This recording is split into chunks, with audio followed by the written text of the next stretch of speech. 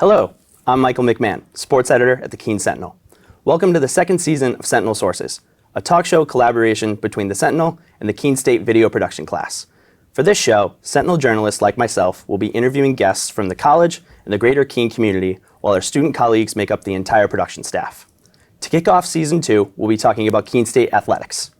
It was a busy summer for the department, which announced the addition of men's and women's ice hockey and esports to its varsity sports lineup starting in 2024. Keene State also appointed Marty Testo, a 1998 Keene State alum, as its new athletic director. Today, I'm joined by Testo to talk about his role and what comes next for the Owls. This is Sentinel Sources.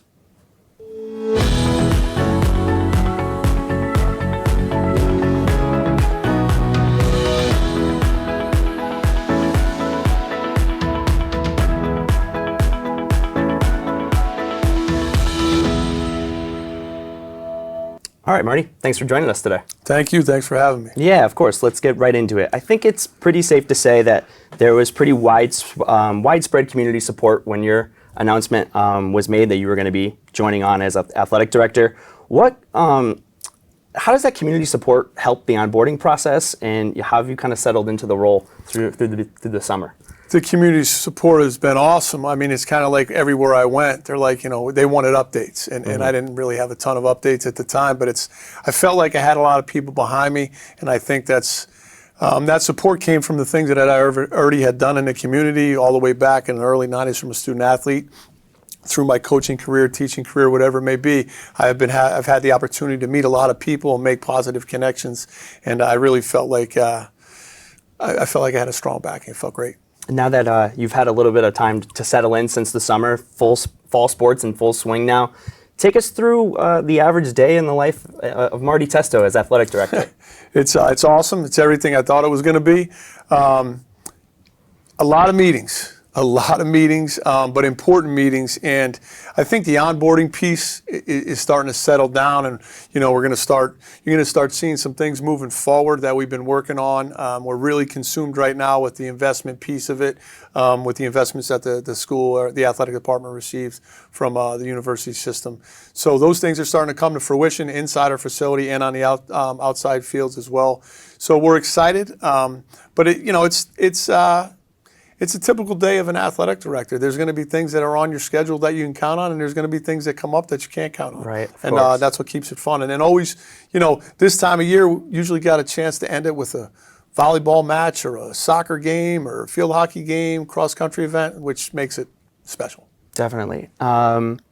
You touched on your experience here, obviously, at Keene State. You were here for such a long time as a student, coach, worked in the administration. You also, you have a lot of experience in the Keene community as a whole. I know you coach your daughter's teams. You're involved in other sports programs. You were the manager of the Swamp Bats for a little bit. What does that experience bring to this role? And how do you want to capitalize on that experience as athletic director at Keene State? I think being involved in all those different roles in the community has allowed me to get in front of a lot of different people, a lot of different places, and make relationships and friendships that I think can really benefit this position that I'm in, or they already may be benefiting it without me knowing, prior to my onboarding. But we're in a really, a tight, small community with Keene, and we need to be not just the athletic department, but the school in general. We need to be immersed in the community, and I think I have those relationships already formed, where it's easier to get in front of people and I feel comfortable talking to them. So I think my experience prior in the community will open more doors, create more pathways to people who may not be as involved on this campus as we would like them to be, and vice versa, for us to get involved in their program or department in the community of Keene. Definitely. I want to get to some of those announcements that the college made over the summer that I touched on. I want to start with esports. I feel like esports is something that a lot of people in the area probably don't know that much about. What did you know about esports coming in, and what can we expect from that program as it comes on? My experience with esports was actually, I was teaching inside of the Sport and Rec Management Department as a clinical faculty in HPMS. We were looking at the side of what it's going to bring to the sport management industry.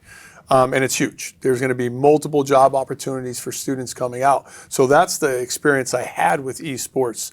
As far as the gaming side of it, None. Right. But definitely a lot of research on what it can provide from a professional standpoint and from the gaming side of it. I actually watched my first esports competition on ESPN, and it was unbelievable. But over the past couple weeks, with the people that have steered this behind the scenes, Michelle Wood, Kevin Justice, Travis Wyatt, people like that, and meeting with them, and then actually meeting students that are on our campus at the Student Involvement Fair that are already interested in this, I think it's going to be like an unbelievable addition to our campus. We have a lot of excited people about this. The interest not only on campus, but from prospective students has been, it's been pretty incredible. Are you kind of surprised at the response that you've gotten? Because I feel like the community kind of looked at it at first, and were there a bunch of questions about it? Like what is this thing going to be about? And were you surprised about the response that you got with announcing the program? There's been a lot of questions. I'm not surprised because I think this is pretty common of what students do today. There's an aspect that they game. Now at the level that esports people game, no.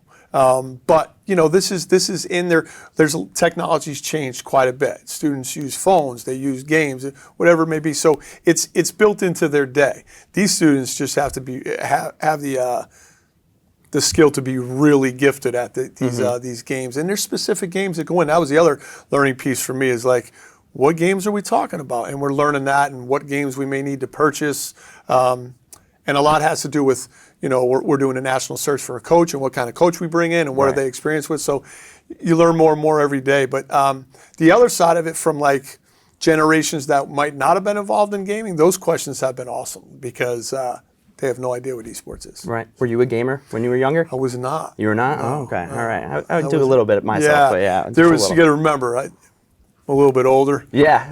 The game I didn't know was Atari, Pong or something Atari like was that. around. Yeah. Atari. I remember games like Frogger. Right. There you I go. don't. Yeah. I haven't. Those have not come up in the esports conversation. Right. Yet. Yeah. No, unfortunately. Right.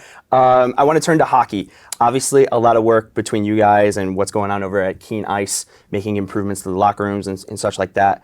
The basketball team, to touch on quickly, top 10 in attendance in Division III. Do you feel like, the hockey programs can kind of generate a similar sort of interest between not only the students, but the greater Keene community? Absolutely. I believe we're in a hotbed for hockey. And we've seen that not only with the support from the community on community-related hockey events, but also our club team. So we feel very, very strong that our hockey events, whether they're club, the varsity team, whatever it may be, is going to be strongly attended by our student body and the surrounding areas of Keene for sure. It's definitely, and what a beautiful rink and arena that we have to sell to do it. So we're fortunate. Definitely, plenty of room for more banners over there too. Plenty of room for for banners everywhere. That's what I like exactly. to say, right? Yeah. Well, speaking on that, I know when we spoke over the summer when you first started, we talked about the widespread success that Keene State used to have in the 90s and the early 2000s. You used the term beast of the Little East. Yeah. What do you guys have to do as an athletic department to bring back that sort of widespread success across every program? Yeah, I think we need to just keep grinding. Is the term I used when I was a coach as well. Recruiting, the landscape of recruiting has changed drastically from the time I was a coach. Obviously, prices of institutions and colleges have gone up. It's a very different avenue, and we got to keep trying to find the right athlete for this right school and make sure that we can give them the best possible price that their family can afford, and make sure we give them the student athlete experience, right? The student athlete, not just the athlete or not just the student, the whole piece. And with these investments and upgrades to our facilities and adding these new sports, which are exciting to the student body and to other student athletes, all those things we need to start spinning into positive so we can attract more student athletes, higher quality student athletes, and also do a better job of catching on to the backside of the success of programs like our men's basketball program, right? What an atmosphere to bring prospective student athletes interested in Keene to that atmosphere last year. And we feel pretty confident that atmosphere is going to return again this year. So yeah, I think everybody in the whole city is excited for basketball season to start. Lastly, what are you most excited about this year, your first year as Keene State Athletic Director? Anything coming up, but what has you most excited? I'm really excited about the Alumni Weekend, Hall of Fame weekend coming up. Get to see a lot of alums. I have the honor of putting in a former baseball player into the Hall of Fame. But just to catch up with people that I haven't seen, that I've received text messages from over the last month or two, and and just spread the good word of what's going on here and the vision and the direction we're going.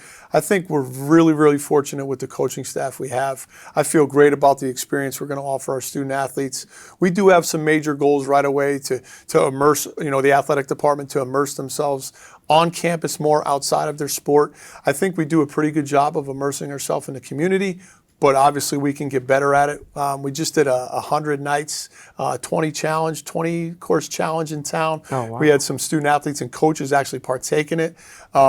We have a bunch of student athletes and coaches getting ready to volunteer and work at the DeMar. Like, all these things are happening. We're active, we're engaged, and oh, by the way, our fall seasons have kicked off, and we're starting to see some pretty neat things on the field and some success. And we're rocking and rolling. The vision is forward. The vision is forward, and I think we're headed in the right direction. Perfect. Awesome. Well, we're all excited to see how the year goes and how the years upcoming go as well. That's going to do it for this edition of Sentinel Sources. I'd like to thank our guest, Marty Testo, again for joining us. Thank you to the Keene State production class for doing all the work behind the scenes, and thanks for tuning in. For the Keene Sentinel, I'm Michael McMahon.